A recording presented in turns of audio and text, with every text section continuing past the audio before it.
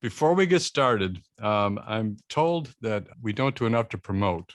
Yeah. So I'm going to ask all of our Jazz Guitar Today people to please subscribe to our YouTube channel. It really helps us out. If you go probably to the bottom of the page that you're looking at, you'll see the subscribe button. That's great.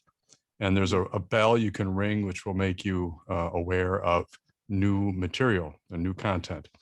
Additionally, if you don't mind, Giuseppe, give me one more minute. We have merch, shirts, we have cups, pick one up.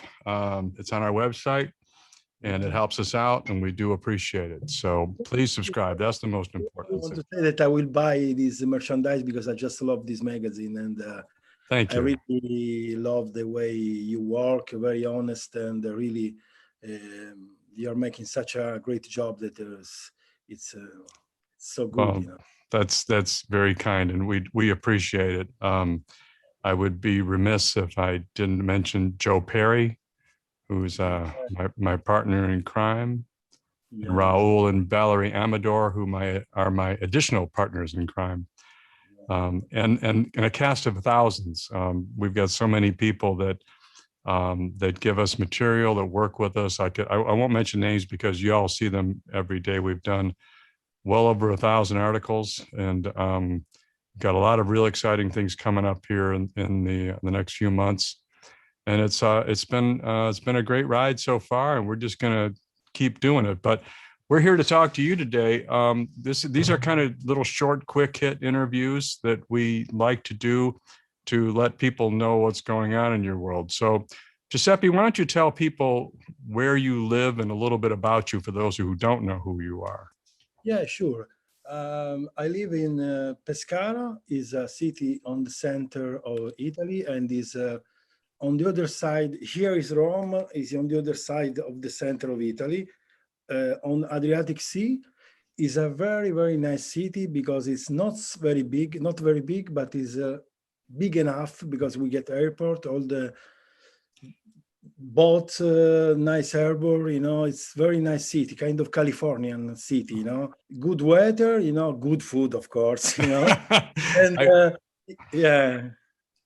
Oh, that, I need to come over there. And I've been to Italy, but the normal places, Rome, not Venice, but Rome and Florence and et cetera, et cetera. And I loved it, but I've never been over on the other side. And that would be just a trip. And then one of these days. I hope you will be my guest for sure, and I will be I will show you all around. And it's very famous city because start the Pescara Jazz Festival, Let me get Delta on the phone here and see if I can get an airline ticket today to come here, please, come over. That'd be great. Yeah, that would be wonderful. So just we'll talk a little bit about your playing, just because I want to talk about your project, which is why we're here today.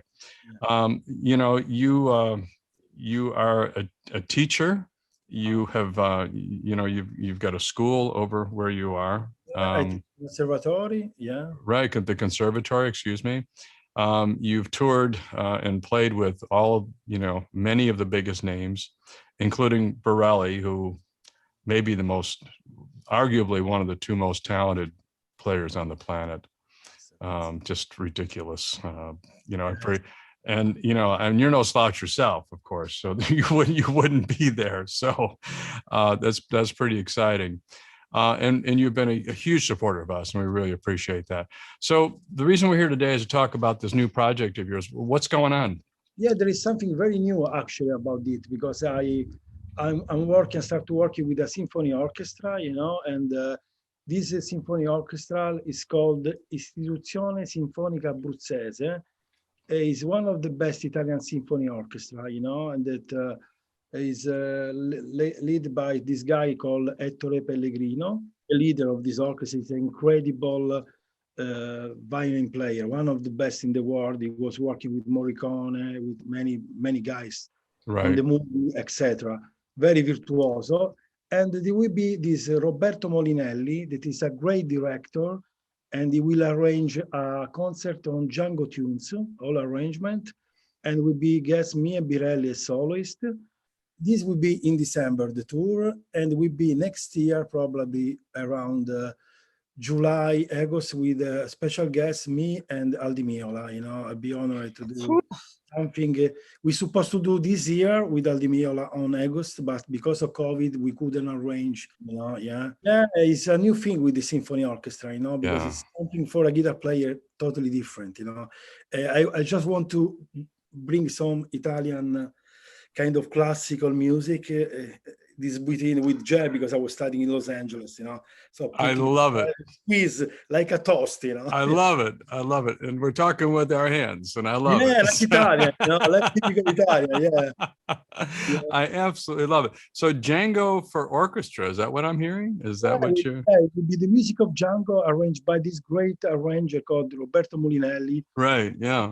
Working with Placido Domingo, is one of the best arranger, director. He's all over the world. He's working right now. He's in Moscow with the Symphony, Russian Symphony Orchestra. He's one of the best in the world.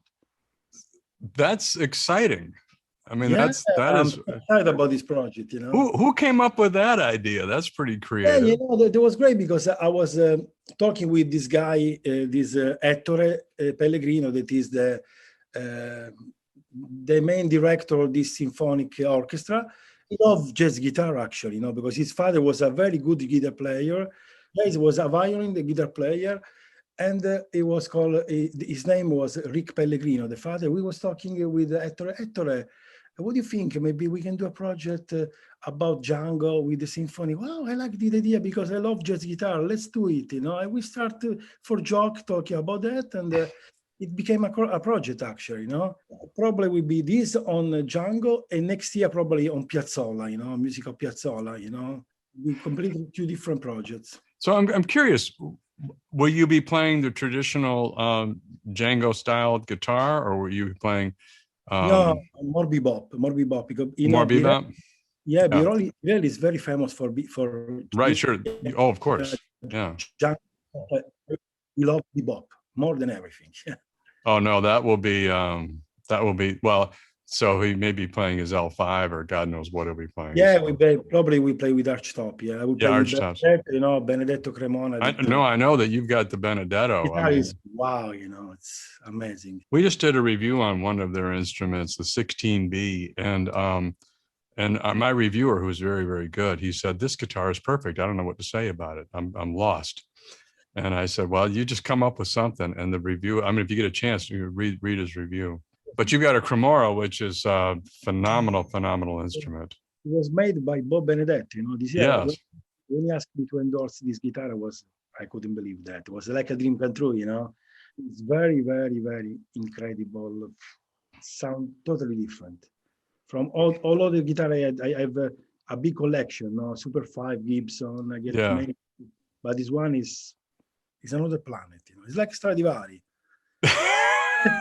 It's amazing, you know. I know that I'm so excited when I talk about this guitar, you know. Of course, you should be. I never try something so good, you know, never. Very few people have heard those instruments in concert. You know, those really, really fine carved archtop, you know, Stradivari violin quality, if you will, archtops in concert. Because most guys don't want to take them out because, quite frankly, they're very expensive.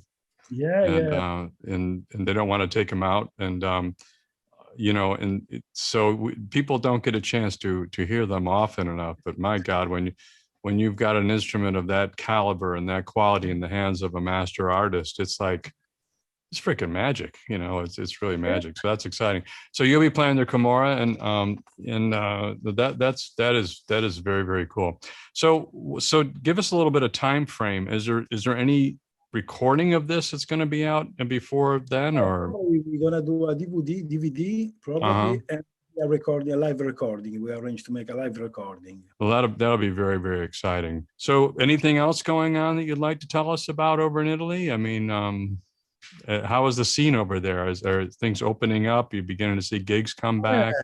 We start today, actually, from yesterday, we go back in normality, you know, finish the curfew, everything is perfect. It's going back to normality. Concert, we start to do concert, you know. Oh, boy. Of course, the jazz festival, they run again their program, you know, it's going, I think it will be much better because after this curfew, everybody don't want to stay in YouTube. They want to go live to see music live. Oh, absolutely.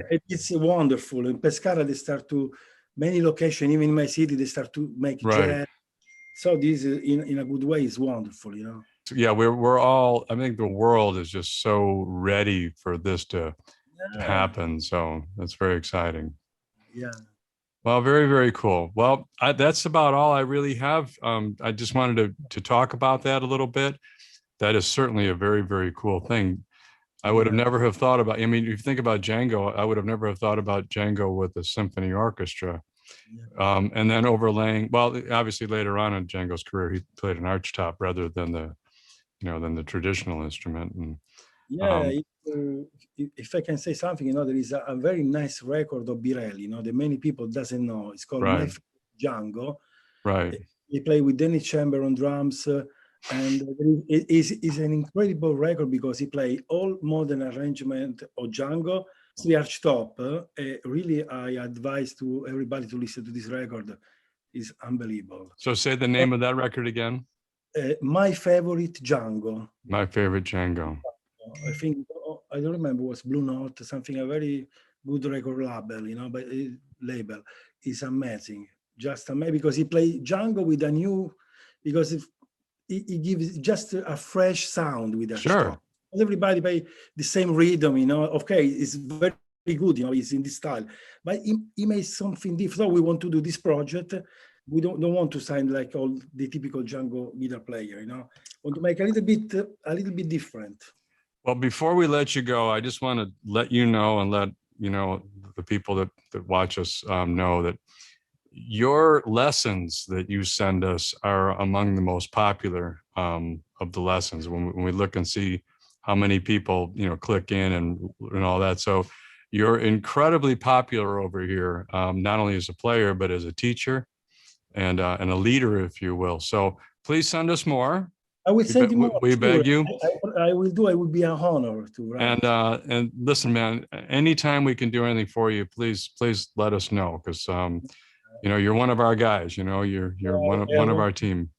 If I want to say one thing, I have to tell that, believe me, I was working with so many people, but I found Jazz Guitar Today a really great family for me, because you are such an incredible, wonderful person, humble, and you really are involving so many musicians in developing this wonderful art called guitar, jazz guitar. So I really thank you. I thank you in name of all the Italian guitar players, because I get friends of mine that are crazy for this magazine, subscribe. Thanks.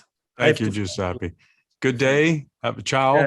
Have a wonderful evening, and we'll hopefully we'll talk soon. And I'm going to take you up on that. You're going to feed me some good food when I get over there. I will bring you to eat some great pasta. Thank you. Thank you. Bye-bye now. Bye-bye. Thanks.